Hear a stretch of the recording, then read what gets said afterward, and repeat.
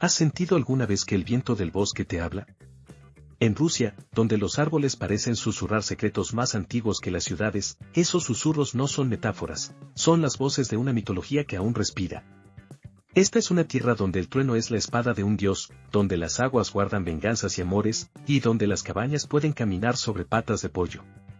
Bienvenidos a las leyendas y mitos rusos, no cuentos de hadas inofensivos, sino relatos que moldearon cómo la gente entendió el mundo, enfrentó el miedo y celebró la vida. Hace más de 1000 años, antes de que las iglesias con cúpulas doradas dominaran el horizonte, los pueblos eslavos dibujaban su universo con pocos elementos pero de alcance total: el cielo, la tierra, el agua, el bosque y el fuego.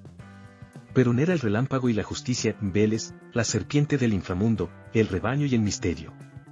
Su batalla no era solo mitológica sino cósmica. Cada tormenta era Perún lanzando su hacha para obligar a Veles a devolver lo que le había robado: Catel, riqueza, el orden del mundo, y con cada golpe la lluvia y el trueno narraban la lucha entre lo alto y lo bajo, entre lo visible y lo escondido. Esa lucha explica por qué, incluso hoy, los rusos veneraban los robles y evitaban talarlos en los claros sagrados. En esos árboles residía la memoria de Perún. Al mismo tiempo, la figura femenina aparece con enorme fuerza y ambigüedad. Mokos, diosa de la tierra y la fertilidad, sostenía la vida diaria, hilaba destinos, protegía las labores femeninas, regía la humedad de la tierra. Moraña, Marzana, simbolizaba la muerte del invierno y su sustitución por la primavera. Su muerte ritual en las celebraciones era una promesa de renacimiento que los campesinos esperaban año tras año. Estas deidades, sin separación tajante entre bueno y malo, reflejaban un mundo donde cada fuerza podía proteger o castigar según el equilibrio. Si los dioses trazaban el mapa del cosmos, los espíritus llenaban su superficie. Camina por el bosque y encontrarás al Lesí, guardián peludo que cambia de altura y de forma, capaz de extraviar a cazadores y bestias. Contempla un estanque al atardecer y quizás veas la silueta de una rusalka, una joven ahogada que arrastra a los vivos hacia el fondo del agua en venganza o en un anhelo perpetuo. Dentro de la casa, bajo las vigas, habita el domovoy, pequeño, peludo, gruñón, capaz de bendecir la casa con prosperidad o de provocar pequeños desastres si se le ofende. La cosmología rusa no está hecha de abstracciones, está viva en la cuchara que se deja para el espíritu de la casa, en la rama que se ata al portal para proteger a los animales, en la hoguera saltada en la noche de Kupala.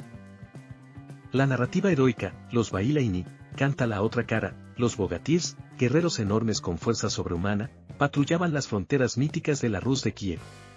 Ilya Muromets, el héroe más célebre, aparece primero lisiado en la estepa, incapaz de moverse, y luego despierta con fuerza divina para defender Kiev de monstruos y, a veces, de la propia corrupción humana. Estas epopeyas no solo glorificaban la valentía, eran lecciones morales y sociales: el deber ante la comunidad, la protección de la aldea, la resistencia frente al invasor. Los enemigos de los Bogatirs no siempre eran extranjeros, a menudo eran fuerzas sobrenaturales que ponían en riesgo el orden humano. Dentro de las leyendas surgen personajes que se vuelven arquetipos. Baba Yaga, la bruja de la espesura, vive en una isba que camina sobre patas de gallina, cocinando en un caldero y exigiendo tareas imposibles a quienes la visitan. Es a la vez madre y verdugo, guía y prueba. En muchos relatos ella es la que decide si el héroe es digno, y su ambigüedad revela algo esencial de la mentalidad eslava. La naturaleza es peligrosa, pero también es honesta, no busca la traición con malicia, sino que da un precio claro por sus dones. Koschei el inmortal, por su parte, encarna la obsesión de la muerte que esquiva su propio final, ocultando su alma fuera de su cuerpo. Perseguir a Koschei es perseguir la inmortalidad maldita, y su fin siempre implica encontrar la frágil cadena de objetos que sostienen su no muerte. Estas figuras no quedaron solo en cantos al calor del hogar. En el siglo XIX, Alexander Afanasiev recogió cientos de relatos y cuentos populares, más de 600 variantes, salvando del olvido esa tradición oral. Sus colecciones inspiraron a Pushkin, a Gogol, a compositores y pintores. Gogol tomó lo grotesco y lo transformó en horror en relatos como Vii, donde lo sobrenatural se presenta con una claridad implacable. Stravinsky inmortalizó la luminosa y peligrosa Firevir, el pájaro de fuego, en una suite que cruzó fronteras y tiempos. El Firevir es deseo, prueba y recompensa, belleza que obliga a quien la busca a pagar un precio. Curiosidades que sorprenden. Cuando los eslavos se cristianizaron, muchos dioses fueron reasignados a santoral. Perún fue asociado con el profeta Elías, quien en la tradición ortodoxa desata rayos desde el cielo. Las festividades paganas se reconfiguraron, Maslenitsa, la semana de la mantequilla y los panqueques, convirtió el adiós al invierno en una fiesta con máscaras, hogueras y la quema simbólica de Marzana. Por su parte, la noche de Kupala conserva el salto por el fuego, las coronas sobre el agua y las búsquedas de amores que todavía se realizan con la misma mezcla de juego y superstición.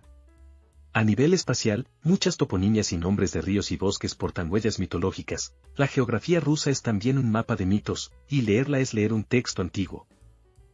Pero quizás lo más impactante es cómo estas historias hablan de lo humano, miedo a lo desconocido, anhelo de justicia, el precio del poder, la fragilidad del amor.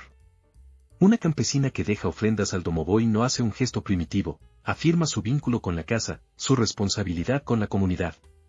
La madre que entierra a su hija y teme que nazca como Rusalka vive una angustia universal. ¿Qué queda de nosotros tras una muerte prematura?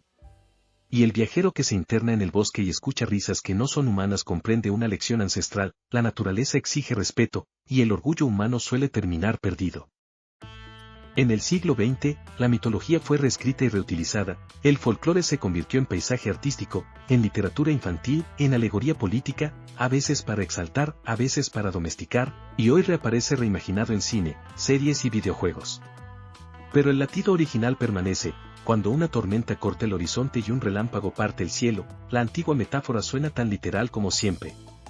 Cuando un niño oye que su abuela hiló una historia mientras se cosía, no está solo escuchando un cuento, está sujetando la cuerda que une siglos. Si cierras los ojos, imagina la escena final, un claro en el bosque, la hojarasca crujiente bajo tus botas, el olor de la tierra húmeda. A lo lejos, el trueno anuncia la llegada de Perún. Del otro lado del río, una figura blanquecina se mece, con cabellos como algas, es la Rusalka, y por un instante la injusticia y la belleza se miran y se reconocen. En Rusia, los mitos no pasaron a ser decoración cultural, siguen siendo cuchillos y llaves, pruebas y puertas. Escuchar esas leyendas hoy es enfrentarse a la misma pregunta que se hacían los que las inventaron: ¿qué precio estás dispuesto a pagar por conocer la verdad del mundo?